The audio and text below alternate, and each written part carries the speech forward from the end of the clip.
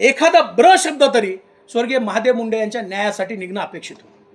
म्हणजे मनोजदादा जरांगे पाटील हे ज्यांना तुम्ही शिव्या घालताय, ज्यांना विरोध करताय, ते आमच्या ज्ञानेश्वरताई मुंडेला न्याय देण्यासाठी परळीमध्ये आलेत, मुख्यमंत्र्यांशी भेटतायत, येणाऱ्या काळामध्ये आंदोलन सुद्धा ते करणार आहेत, आम्ही सगळे सोबत आहेत।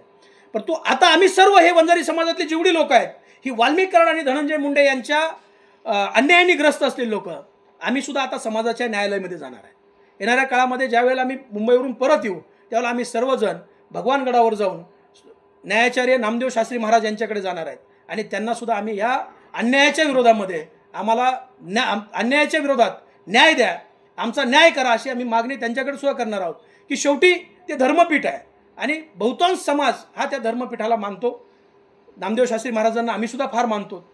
त्यांनी ज्या पद्धतीनं भूमिका घेतली की धनंजय मुंडे हे भगवानगडाचे आहेत आणि आम्ही त्याला गडाचं घोषित केलं आहे, आमचं त्याच्याबद्दल अजिबात दुमत नाही। धनंजय मुंडेंना भगवानगडाने आपलं तो घोषित केलं तर आमचं दुमत नाही। परंतु हे जे काही गोर गरीब पीडित वंजारी समाज आहे त्या समाजाला सुद्धा तुम्ही आपलं म्हणलं पाहिजे। त्यांच्यावर जो अन्याय झाला आहे तो अन्याय सुद्धा तुम्ही निवाळला पाहिजे। पण त्याच्या अगोदर 5 वर्ष पंकजाताई पालकमंत्री होत्या। पंकजाताई पालकमंत्री असताना एक तरी असा अन्यायग्रस्त माझ्यासमोर आणून दाखवा। ताईबद्दल तक्रार असू शकते की ताईंनी मला काम केलं नाही माझं, किंवा ताईंनी माझ्या कामाकडे दुर्लक्ष केलं, परंतु एखाद्याचं कुटुंब उद्ध्वस्त केलं आहे अशी एकही व्यक्ती पंकजाताईच्या 5 वर्षाच्या काळात मिळणार नाही। परंतु वाल्मिक कराड आणि धनंजय मुंडे यांच्या काळामध्ये हजारो कुटुंब उद्ध्वस्त झाले। त्याच्यामध्ये ते युनिव्हर्सल पद्धतीनं केलं आहे, म्हणजे त्यांनी कुणाला सोडलं नाही, कोणत्याच जातीला सोडलं नाही। परंतु आज तुमच्यावरती वेळ आल्यावर 200 दिवस तुम्ही गप असता आणि माझ्या जातीला बदनाम केलं, माझ्या जातीला। मग आम्ही कोणत्या जातीचे आहेत? आम्ही त्याच जातीचे आहेत की गेले 4 वर्ष आम्ही तुमचा अन्याय अत्याचार सहन करतो। अरे एकातून जामीन झाली की दुसरा, म्हणजे वाल्मिक कराडकडून खंडणी घेतली असा गुन्हा माझ्यावरती आणि परळीत जाऊन खंडणी आणली। ज्या वेळेला मी याला जायचो ना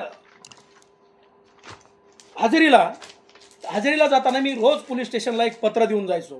ते पत्र असं असायचं की मी परळीला चाललोय हजेरी देण्यासाठी, माझ्या गाडीमध्ये बंदूक होती, माझ्या गाडीत गांजा होता, मी एखाद्या महिलेला छेडलं किंवा पोलीस स्टेशनला जाऊन मी एखाद्या पोलिसाला अरेरावी केली, अशा प्रकारची जर काही तक्रार आली तर त्याची पूर्ण चौकशी केल्याशिवाय माझ्यावर गुन्हे दाखल होऊ नये।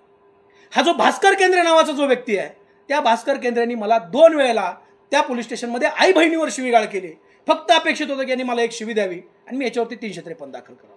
त्यावेळेला आम्ही संयम ठेवला, त्यावेळेला प्रचंड संयमाने आम्ही वागलो। परंतु हा जो अन्यायाचा बांध आहे, म्हणजे आत्महत्या करण्यापर्यंत जर वेळ येत असेल, आपल्या समोर जर एखाद्याचा जीव जात असेल आणि तरी आपण लढत नसू, आपण अन्यायाच्या विरोधात बोलत नसू, तर आपण शंडाव। म्हणजे भगवान बाबांनी आम्हाला शिकवलंय, भले तर देऊ काशाची लंगोटी, नाथाळाच्या माती अनुकाठी। आणि मग त्या पद्धतीने आता विचारतील की इतके दिवस कुठे होता, का नाही बोलला? तर बाबांनो, जोपर्यंत स्वर्गीय संतोष अण्णा देशमुखांची हत्या झाली नाही तोपर्यंत आम्ही जेल आणि फरारच होतो। अण्णांची हत्या झाल्यानंतर तुमच्या नेत्यांनी मौन धारण केलं होतं, मग आम्ही प्रश्न विचारायचे कुणाला?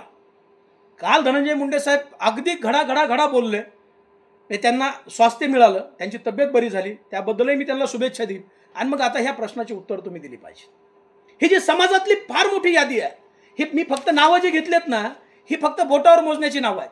हजारो कुटुंब आहेत, हे हजारो कुटुंब या लोकांनी अन्याय करून उद्ध्वस्त केले आहेत, ते वंजारी समाजाचे आहेत। आणि मग त्यावेळेला जात का बदनाम नाही झाली?